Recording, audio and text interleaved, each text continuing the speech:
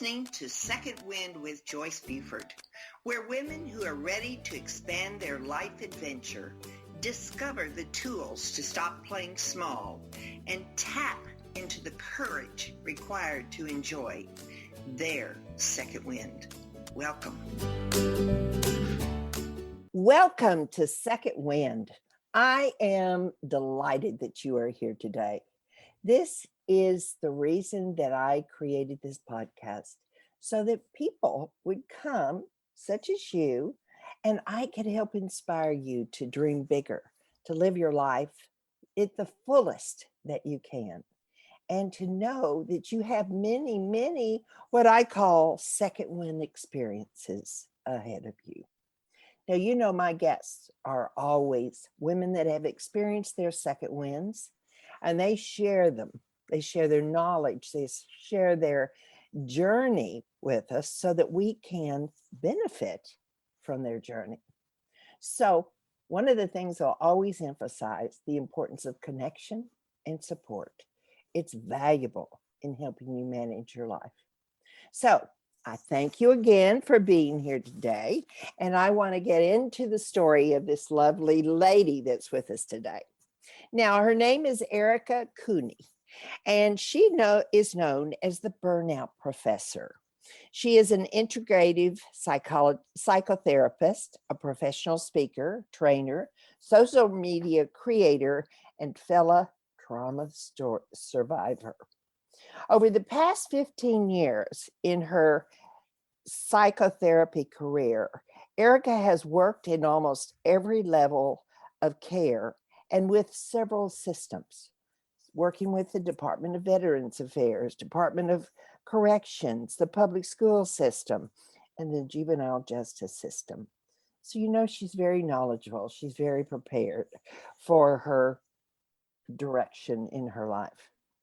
Her most notable positions have been a clinical director at a children's psychiatric outpatient program in Connecticut, an adjunct lecturer and clinical professor at Central Connecticut State University. While at the university, Erica taught human development with an attachment theory perspective and trauma-informed lens. Now, I don't know that, and I'm sure she'll explain what that is to us. Dysfunctional family process. Now, we all know these, but the substance use, domestic violence, sexual abuse, mental illness, and intergenerational family processes. We're familiar with those, and those are in our layman terms. Now, she is the founder of her program, C.U.N.I, C.U.N.I, and that stands for Create Undeniable Natural Impact. Now, her mission is to help the mental health field become more effective, accessible, decolonized, and non-stigmatizing. Erica found her mission in 2014 through her own personal story that she's going to share with us today. So welcome, Erica. This is indeed a treat to have you here.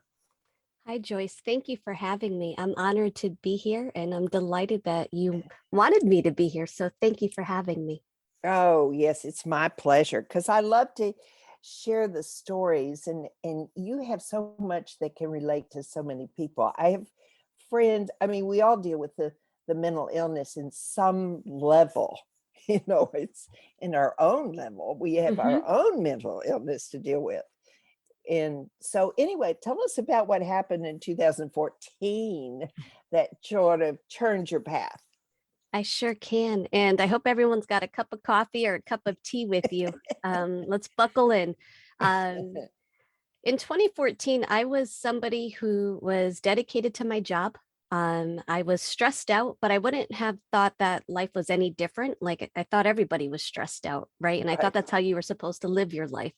You know, I had a 45-minute commute to my job, and this is where I differ from some folks because of what my job was. I was in a lockdown facility with 24 men, helping them rehab back so that they can go back into the community because they had already been in jail. Okay. Uh, And so it was hard work, but I loved it at the time. I would call myself an adrenaline junkie. And so I loved the hard work that I had. yeah. But that particular day I was driving to work, it was so sunny out. And I started to think, I can't dig into myself and get that energy that I need. I can't find that spark. And that coffee that I had with a couple of shots of espresso in it wasn't cutting it that morning either. And Yeah. so I was like, wonder if I could call in work and say that I got into a little fender bender. And wouldn't you know, a couple of moments later, a Mack dump truck, one of those big triaxle dump trucks, merged into my Oh my lane. gosh. He never saw me and I had nowhere to go. And I hit that Mack dump truck and I was literally, when people say, oh, you got hit by a Mack dump truck, and I'm like, yes, literally, right? And I'm one of the few people alive to say, and I survived, right? I'm Yeah. blessed to be here. Just quickly to wrap this portion up of it, of the starting point. I actually had to have emergency surgery that day, and I was in the hospital for a week, and then I had a 3-month recovery period of learning how to walk again. Oh So my gosh. it was I am blessed to be here. It wasn't my time to go and I had a mission to be here. And I'm glad I was able to recognize that I had a mission. But as we continue this conversation, you're going to learn that that was just the beginning and a lot more happened over over the next 14 to 24 months. Yeah. Yeah, some of those things happen. It's almost as though you call them in. Did you ever have that flashback? Did I do this to myself? We call this into us. Mhm. So yeah, learn how to walk again. That's major. And lots of surgeries, I would assume. No? No, I lucked out with that. It was only my foot. I Ah, really almost lost my foot, to tell you the truth. Like, I don't want to get into like like the real nitty gritty, but right, it was right. it was very Yeah, gruesome. And yeah. I had to learn they didn't think they were going to be able to save my foot. And so I had to Oh, fight to keep my foot. oh, And then I had to keep my foot elevated up in the air because I couldn't, to help the swelling go down. And oh, so I was somebody who was always go, go, go. Was a waitress for 18 years, right? So I have the mentality, you got time to lean, you got time to clean. So here I am sitting there and I'm like, I can't sit still. What am I doing here? Like, I need to be up and walking, and I couldn't. And oh, that taught me a lot about how to sit still. Well, that kind of makes me ask this question. What what what person in your family did you see that modeled through? Everybody. I'm third Everybody? generation Italian. Yeah? So we were always blue collar, always working, working, working. You make your Yes. money, always make your money. You're sick as a dog, you get up and you go. You figure out how to make it happen. Right. Right. So Yeah. it was just everywhere. That's just how I Yeah. was brought up. Right. Yeah. Yeah, it's amazing what we bring with us that are really they can be really good blessings, but they can also be not so uh kind. And in today's life, I think you have to work it a little different because our environment is so stressful and Mhm. it's so subtle. Yes. So, how did you start creating the life that you wanted? After you got out of the hospital, you went into what? So I went and sat on the couch for 3 months, and I would like to say that I learned my lesson about slowing down and to really take time to smell the roses, but I Yeah, didn't. yeah. As soon as I could walk again, I went full steam ahead with my job again. And slowly but surely, though, my relationship that I was in a long-term committed relationship, and it started Mhm. to deteriorate. But as anyone knows, it doesn't happen overnight. There were signs all along, but I chose to ignore them, or I had work that could distract me, right? And I Yes. wasn't paying attention, or I didn't want to face it either, right? Mhm. Because when you get together with somebody, you love them, right? There's a reason. And then as it starts to fall apart, and that time, I didn't have the skills that I had now, I can say that much. And I didn't Mhm. have the perspective that I do now, where there was stuff I would never have put up with now. Like now Oh, I would yeah. have nipped that in the butt, right? Yeah. And so that long-term relationship ended in the midst of this recovery period, right? And So because I couldn't function at that high level that I was before the Mack Dump Truck, and I don't mean necessarily physically, I mean more mentally, because I was just drained with everything, right? And so I found myself moving back home with my parents because I had a pit bull. I still have my pit bull. You might see him in the background. And I was like, oh, 2 weeks and I'll be out.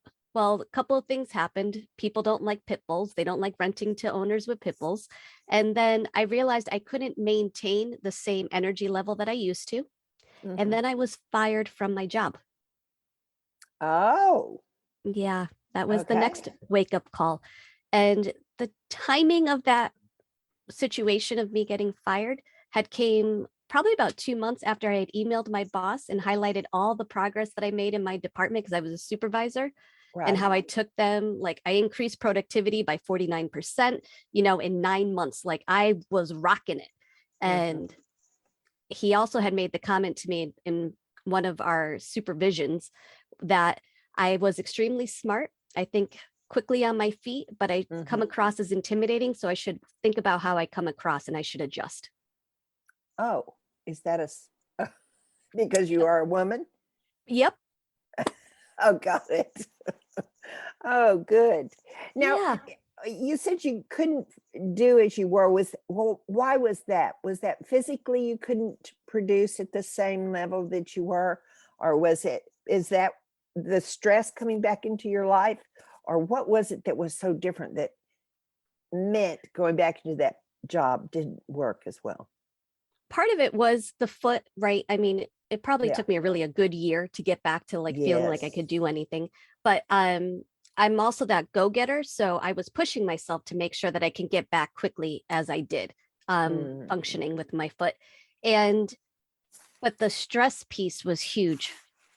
Yeah. That was the part. And I didn't have the same wherewithal before the Mack Dump Truck. Like before, I was the type of person, I was a crisis worker. So you want me in your crisis, right? I can take things from chaos and bring it to peace and smooth really quickly, and everybody would be happy, right?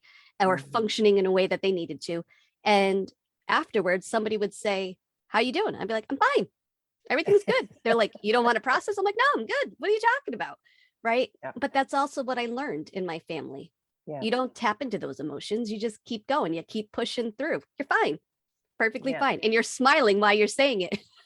Yes. Right. And you kind of flip it off the end of your tongue, right? Oh, fine. What you talking about? So, okay. So you decide you have to change your life. You have to do some thinking. So how did you do that, Miss Therapist? So here I am. I'm thinking, okay, here I am. I'm on my parents' floor. All right. It's the first night there. And I'm crying. I'm ugly crying. And I'm not ashamed to admit it at this point. I'm ugly crying. And I have my bottle of wine with me. I have my red wine. And I'm like, how did I get here? I don't understand how I got here because I thought I was doing everything right. Like I followed everybody's rules. I went to college. I got my master's degree. I'm helping other people out. I help them figure their stuff out. Yeah. What am I missing here? Something's missing. And I even did therapy, traditional talk therapy, before going to grad school. Oh. So I was like, okay, so maybe I got to go back to therapy. So I went back to traditional talk therapy. And as I was walking in every week, I was realizing I was walking out more agitated. So you were seeing a therapist. Is that what you were doing? Yep. I saw a traditional talk therapist. I'm going to keep emphasizing this because there's different types of therapy, right? Yes. And the traditional talk therapist is you go in the office, you sit on the couch, you talk, and then they say, well, how about you go see a psychiatrist and we'll give you some medication too, right? And then they plop a label on you and then they say, okay, see you next week for your next hour, right? Yeah. Well, I was walking out of there each week. I was getting more irritated, more agitated. And in my mind, I was thinking, there's nothing this woman's going to tell me. And I shouldn't say woman because we were the same age at the time. So she wasn't older than me, but I was like, she's not going to tell me anything. I'm already a supervisor. I supervise other clinicians at this point, right? So I'm like, okay. Then I did therapy right before grad school. So I'm like, there's no nook and cranny about my past that I haven't already looked at, right? So I'm Right. like, Yeah. nope, that's not it. So what the heck am I missing? Right. And so I was getting frustrated. And around this time, my mom, now mind you, like we don't sit still. We don't really talk about feelings. We love each other, right? But we Right. just don't do that. She was like, I'm going to go try a meditation class with my friend. Do you want to come? Well, that was good for mom. Wasn't that unexpected? I was like, I can't do that. That's not who I'm not one of those people. And Yes. So what did you do? I mean, to change all this chaos that was heaping on top of yourself? so around this time, my mom has actually suggested going to a meditation class. Now, remind you, right? I said earlier, we don't talk about our emotions. We push through everything. And so I was like, what? Meditation? And then in my mind, I'm like, I don't do that. That's not who I am. That's for those people. That's not for me. Oh, Right? Like, that's nope, sorry. interesting. Yeah. And she talked me into it like any good mother would. And I went and I sucked at it. It was a horrible experience. But what I can tell you is the community that was there in that meditation class, that softness, that gentleness, that nurture that I was so not exposed to in my day-to-day work life was there. Mm-hmm. And then I said, you know what? I'm going to come back. I'm going to figure out how to do this. And so, because that's by nature who I am, right? If someone gives me a challenge, I'm like, you know what? I'm going to figure out how to do it and I'm going to make it happen. Yeah. And so that started my journey with spirituality and meditation. Yes. Well, all right. Tell us about your program. You also, I want to define some things that we talk about burnout. That's a word we throw around. Some people that work in a stressful office, they have burnout, and that's like your experience where you were overworked, overstressed, it's all of those coming together that cause the condition of burnout. But I think burnout happens to moms. I mean, they're overstressed. They have all these jobs they're trying to successfully do. We all, even though we're not in the office, burnout can happen in just life, taking care of the family, overdoing. And of course, it's always got to be right? Mhm. Always. So there's that added stress. So you also mentioned in one of your talking points that chronic stress. What is that? Chronic stress. So there's levels to stresses, or to stress, I should say. And, the first phase of stress is that push through mentality that we were just talking about, where I'm Yeah. fine. Oh, And you yeah. keep doing what you Right. need to get done, right? And you're still Right. functioning. Right. And then there's a second level. And this one's where your behaviors start to change a little bit, where you notice that you might drink more coffee than normal. Like what I was doing, I was starting to add those shots of espresso in, like, come on, give me that Oh. brain juice, right? Yeah. Yeah. And then there's also, you start to drink wine or alcohol at night to help you unwind, right? And you're like, I'm going to have a glass of wine with dinner tonight. Right. And I started to do that quite often as well. Like I started to have that red glass of wine to say, I just need something to just, because today was a hard day. Right. Because at this time, it wasn't just my job, like how you were mentioning.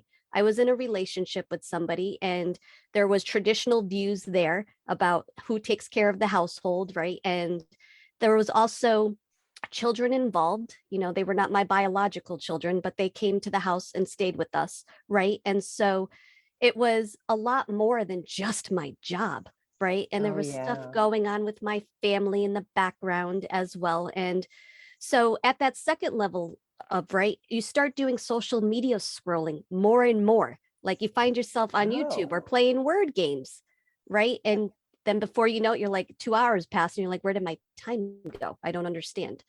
And then that third level, there's 4 levels overall. The third level of stress is when you start to realize there's physical symptoms going on in your body, because chronic stress and burnout all happen in your body first and your brain is the last.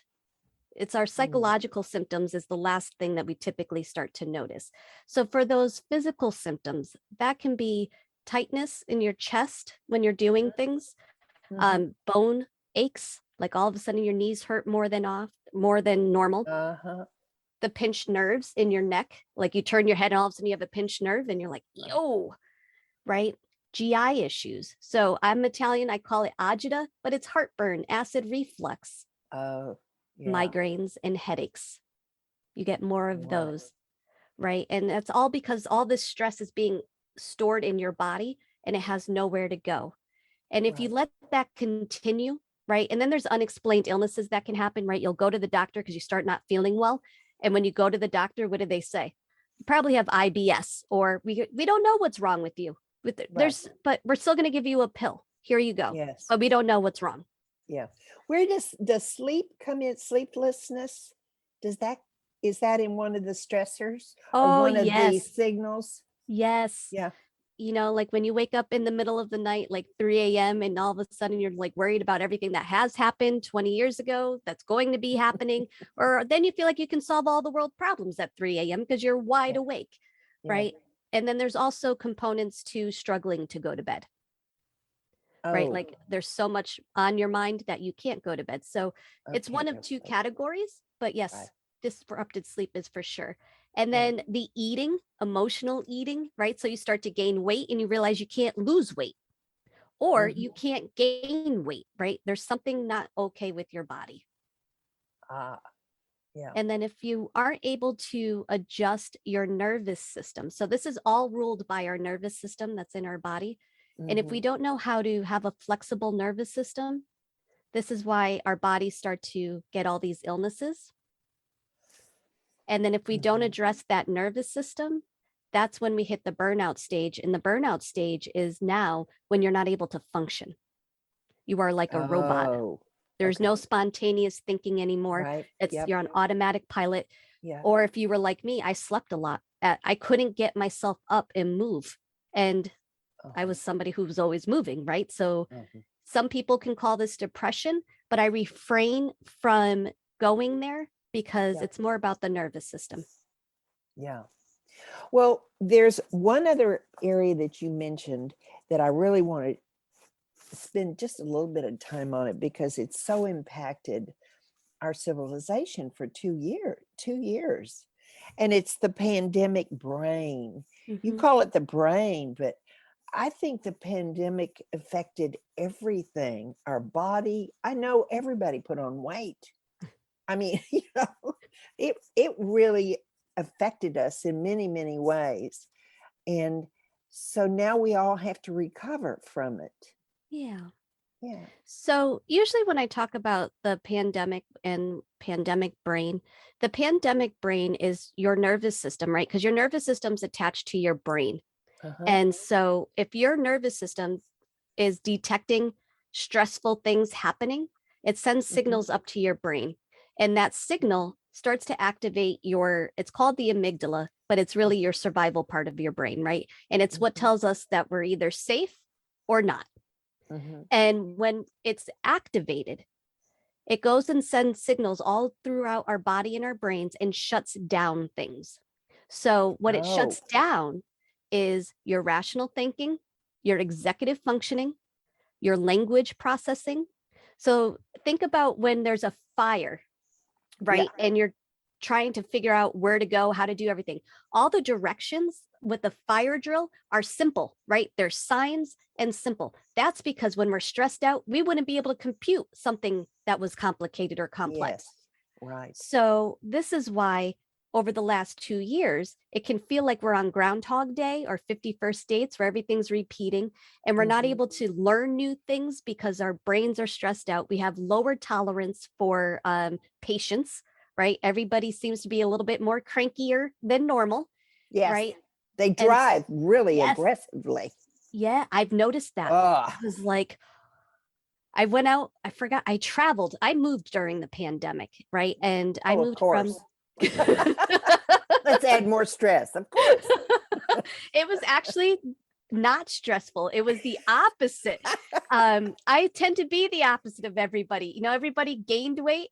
I lost weight. Like Oh, oh, okay. yes, but I changed my eating habits. So I adjusted That's to good. the, Yeah. but yes, I changed locations and I moved.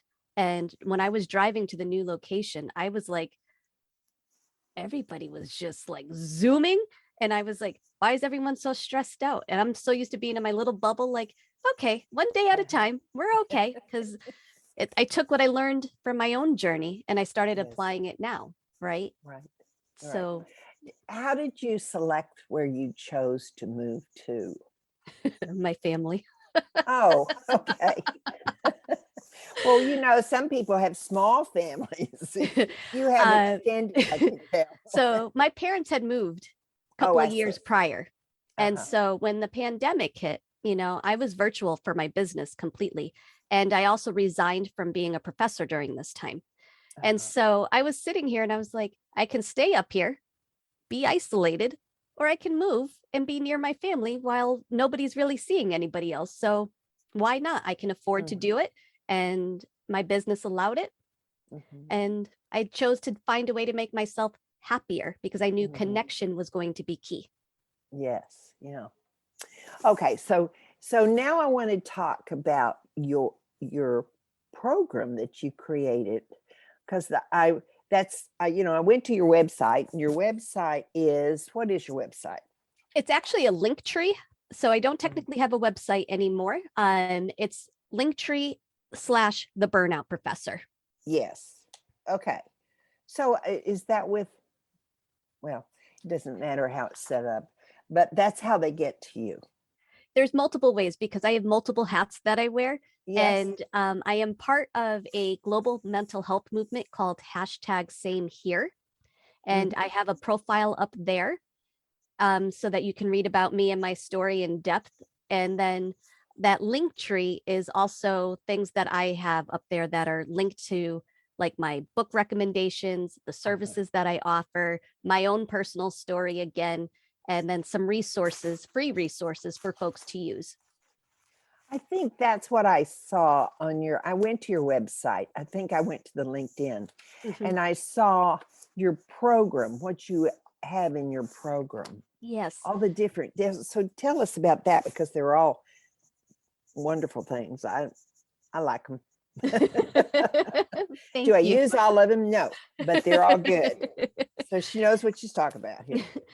So with my program, C.U.N.I, Create Undeniable Natural Impact, it is all about your gut health, mindset health, relationship health, sleep health, spiritual health. It's everything. It's a holistic approach, or you can say it's an integrative approach, right? Yes. And when I say spiritual, it's about connection, Mhm. right? And it's connection to a higher power if you believe that, but it's also connection to a belief or a faith that you have. It can be science, it can be anything really. It can be connection to Mother Earth, it can be connection to yourself. So I always like Mhm. to highlight that because connection's important on this journey, Mhm. and I can't stress that enough. That and sunlight. You need connection and you need sunlight. And it's not, don't be afraid of the sun. Please don't be afraid of the sun. You need to get outside and get some vitamin D. Yes. And Yeah. but While the you're other piece, walking, yes, right? yes. The other piece to my story that we didn't really go into is I also have a incurable lung disease. And Mm. when I was 18, I had lung surgery to remove part of my lung. Mm. And so that's the backstory. When I had the accident, right, and sitting still for all that time, it caused some issues with my lungs. And so Oh. a lot of infection. And so it started to go where they were thinking I was going to have another surgery. And I Oh. was like, no, no, I'm like, no, no, no, no, no. I can't say that enough. No. And when I went to that meditation class and then I joined that community over there, they started talking about gut health is mental Uh-huh. health, right? Uh-huh. Gut health helps you Yes. heal your body. And so I dove headfirst into all that knowledge. And I was like, I am going to learn everything I can about how to heal my body in the most natural way that I can. Yeah. And I did. And so Oh. I gained success with that. And so once I did that personally, then I took my degree and I went and got certifications. so that I could do this with other people. So it wasn't no more just the woo woo over here that yes, gut health and all that. I went and got the integrative mental health certificate to help for mental health using food. Oh, Because our okay. gut Yes. dictates what goes on in our brain. Yes, I believe that. Yeah, I Mhm. do. But you have some just some of the techniques that you use. You have breathing exercises, Yes. meditation, which is where you started. So I would assume that there's no starting point. Anyone you'd say, well, that's number one, that's number two. She has numbered these, but I think that Yeah, no, there is yeah, no starting point. Absolutely not. Because each person that walks into my quote unquote office and each human being that's walking this earth has a unique situation and a unique background. And everybody has different ways of leveraging their nervous system. And the movement and the future of mental health, the future of medicine, is to understand each person's unique situation and how to leverage that nervous system, whether it's through diet, movement, connection, mindset shifts, or exercise, right? It's all of those things. It's no longer go to the doctor and pop a pill. It's let's figure out how to regulate this nervous system in a way that is perfect for you. right. But aren't there some common denominators that we all need to incorporate into our daily lives? We Such as need, the exercise and the food and the right? we all need movement.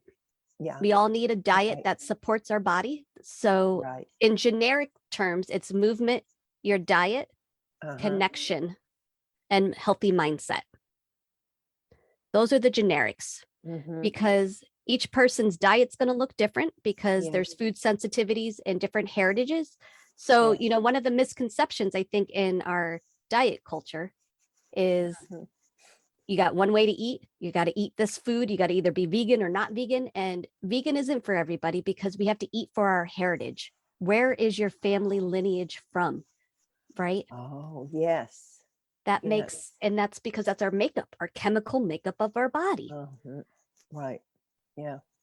So, Yeah, yeah. I think that's what, for years we've all, well, I will say I have dieted numerous times. And, it's whatever gets my attention or is promoted as the hottest new diet.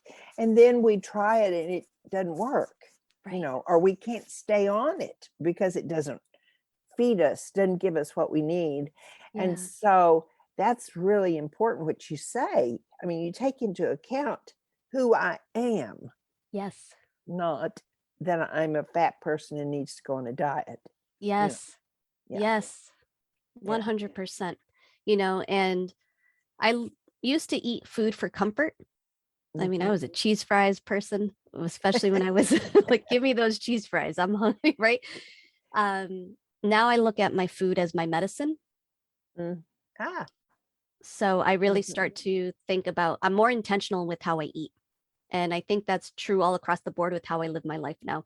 It's about being more intentional than Mhm. whereas before I was just on automatic pilot all the time. Like, yep, this is just how it's supposed to go. Okay, check, check, check. I love that. Now, I know that you work with, tell me how you engage with your followers.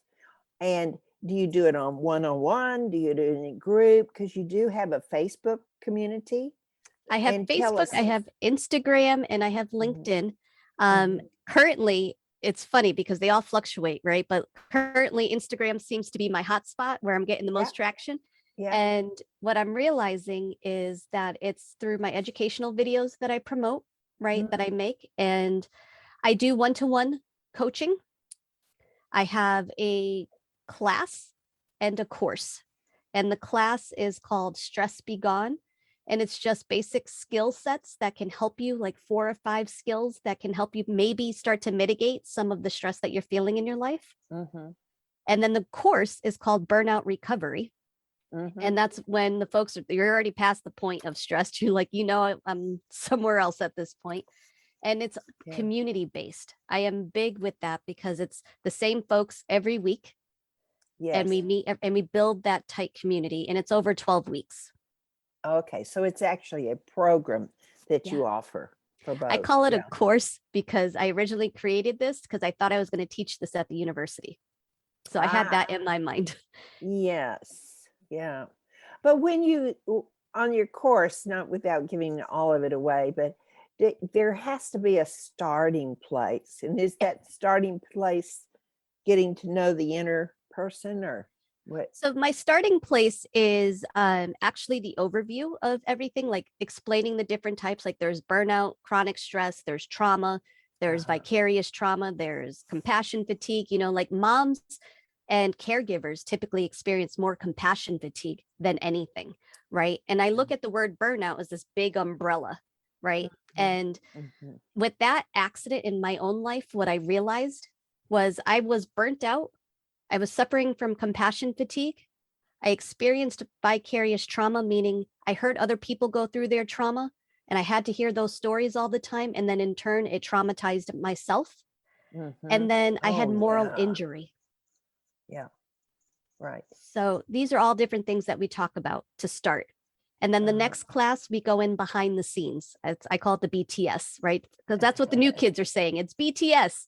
And that's when we get into the science piece of the nervous system. And I explain and educate more about the nervous system. Right. Yeah. Yeah. And when do you talk? Because I'm right with you. I'm an advocate. It's taken me a long time to get here, but I am an advocate of the gut and the brain being they're connected. Mhm. Even as far away as they seem in the body, they are connected. But the brain is connected to everything. I mean, Yes. it just makes the whole thing work. I'm amazed at how awesome that brain is, what it can do. They just opened here in Dallas. Dr. Amons, are you familiar with his work? Yeah. Yes. Okay.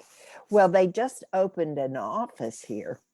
And so I went over to his office last week to take some of his tests to see where my brain is. Yeah. And so, I mean, I'm going to get the report in a week or so. So I'll call you up and let you know. Yes, let me know. But it is very important. Your brain is Yeah. it's the major thing in your physical body. Its thought Yeah. starts there, everything. So Yeah. it's so wonderful that he's been able to create such a guide on the brain. But anyway, I just Mhm. thought I'd share that with Yes. you. I'm sorry. I love hearing about that because I love hearing how it's spreading out more than ever before Yes. and the importance of it, and our brain is the command center, our body is the compass. Oh, yes. Yes, it is. So I Mhm. was in looking at all the things that you include in your practice. I Mhm. was amazed at some of the far reaching things, kind of for a scientist like yourself. I'm going to call you a scientist to have all that therapy background and study and everything. You have information about chakras. Now, Mhm. there was a day that you would poo poo chakras, wasn't there? You would not talk about chakras, the energy point. 2014. Well, that was hush hush in 2014. I didn't go to a spiritual class. I went to meditation. Yeah. And chakras are, for those that don't know what those are, you want to give us a quick definition? So chakras are your energy points in your body, and Mhm, there's 188, I believe. I think, don't quote me on that. I know there's a lot of them, mhm, but there's 7 major ones that we mostly talk about. And there's a rule of thought or a theory or a belief. I believe it's more of a belief that if one of those chakras are unaligned, then physical symptoms start to manifest, right? mhm. And then everything is out of whack in your body. Yeah. And part of this journey that I went on, I became a Reiki master. And Ah, cool. because I experienced it firsthand. Everything I've learned and then I went and got certified was because I experienced it firsthand. And Yeah. as I was gaining traction with my healing and my recovery, I Mhm, kept thinking, oh, I should do this. And mhm. that could have just been my overachiever at the very beginning, but little did I know, I created this huge toolbox that now I can use from a quote unquote scientific standpoint, but Yes. also a spiritual standpoint, because part of the journey too, I walked away from my therapy practice, the traditional talk therapy. I closed it. Yes. And I said, I'm done. I was so disenchanted with traditional talk therapy. And I went and opened up a spiritual coaching business. Yes. And Yes. that involved the Reiki, and that involved the chakras, and that involved talking more openly about what was going on with your energy. And what I realized when I was on the spiritual coaching side, I didn't have the science. So I was like, we got to marry these two worlds together. And then that's really how the C.U.N.I program came out, was because I married both worlds. Right. Well, tell them again, the listeners, how they can go to you. I want them to find, I particularly want them to go to the link tree, because that's where I found all my information. So you want to tell them your web? There's a couple of ways to get to the link tree. You can type it right in the search bar on your web browser and write linktr.ee/the burnout professor. Or, to me, the simpler way, but this is my own personal opinion, you can go to my Instagram account or my LinkedIn account or my Facebook account, and you can click on the link and it'll bring you right to it. And the Instagram, Facebook, and LinkedIn are all at the Burnout Professor. Okay. Okay. Well, we have just really touched on the tip of everything that you've done. There's so much. And one, you're just you're amazing in that you just keep wanting more and more and more, and you go after it. And it's that ethic, that ethics that your family have, that if you have a question, go get it, go find the answer. And so I owe that to my mom. I really owe that one to my mom. Well, mom got you to the meditation. Didn't she? Give mom the credit there. Yes. So that speaks well of her openness to to try new things. Is she still doing her meditation? Didn't take as much with her. So we joke in our family, well, especially between her and I, like, she brought me to this point, right? And she held my hand to get me here, but then I took it and I am like running with it, and she's here. But my job, my role, and my legacy is to take this as far as I can go, because she raised me to do it that way, right? And good, bad, and different, it doesn't really even matter. This is who I am, and this is where I am. And I know that Mack Dump Truck showed me I'm meant to be here. There's some bigger purpose here. Don't get me wrong. There was a couple of years there where I wasn't I wasn't like this. There was a lot of healing and going into those dark shadows and figuring out why I was where I was, and then going through learning this new way of being, because it truly is, and that's why my tagline is, this isn't therapy. This is a new way of being from this point forward. Now, I always like to ask a couple questions of my guests. So the first question is, are you willing? That is not the question. I have another question, two others. So what is the most important action needed that you found to need in facing the fear of all the transition that you went through? You have to have a belief that things can be better than you could ever imagine in this one particular moment, that things can get better. You have to have that belief, whether you think you're going crazy or not, and you're like, I don't know how I'm going to get there. You just have to have that fundamental belief that things can get better, and it can be better than I could ever imagine in this possible moment. So how were you able to, in those dark days, which we all have through transition, depression, sadness, all of that comes back, and just, yes, lots of pain. How do you pull that out of yourselves? Just in the belief well, this would be, of course, for your spiritual belief, but it is the belief that, so I don't want to answer it. I want you to answer it. So in the beginning, I was still learning that belief, that spiritual belief, right? Yeah. Yeah. So I had Post-its everywhere. I had Post-its on my bedroom mirror, Post-its on my bathroom mirror, Post-its by my coffee maker, Post-its in my living room with simple sayings that I had to keep repeating over and over and over and over. And that was one of them was things can be better than I could ever possibly imagine in this moment. Right. Yeah. And so, you know, I had to remember I am lovable. I am good enough. Yeah. I am worthy of the life I seek.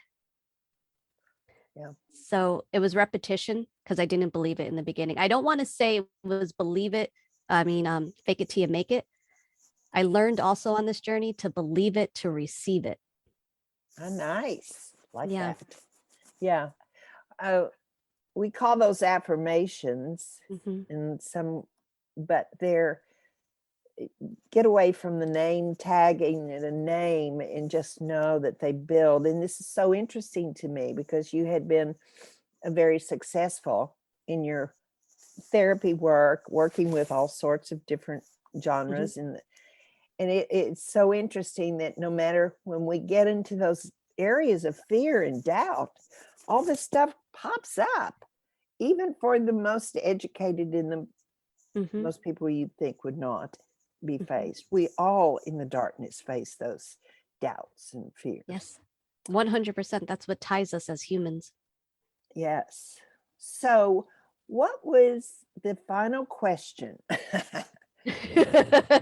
Oh, I feel like I'm on a game show. I felt for there for a minute. No. The final question is, what is your greatest success in where you are today as you look back? Finding my self-love and my self-worth and sticking to it and knowing that I can disappoint others and still be okay. And I am okay with who I am. Pretty powerful, powerful, powerful. There's so many women that live their entire life and never get to those answers. Never get to that power, inner power. No. So I'm thrilled that you came on the show today, that you shared all your wisdom and that I've been a part of helping you get it out and to those women that needed to hear the message today. Because thank you for having me. Oh, yeah. You can come back anytime. I'd be honored to. Oh, well, I thank you so much, Erica. This has really been a good show, a good building show. And so I thank you for being here today. It's very Thank you for having me. Now, for my listeners out there, you know, I always like to finish the show with a charge. And the charge today is to go to Erica's website. Look at what she can offer you, a guide to answering many of those questions that you may be working with. Maybe you'll join the program. Maybe you'll just check her out on Facebook or all of Instagram or all of the other sites that she's on. But when you do that, you know, one of the things I always stress is the importance of connection and support. You know somebody that knows this, needs to hear this message, and you can be the one that leads them to it. So I encourage you, as I always do, I sort of repeat it, don't I? That I really think that if you share the show, they can give, that may be the best thing that your friend needs to hear that day.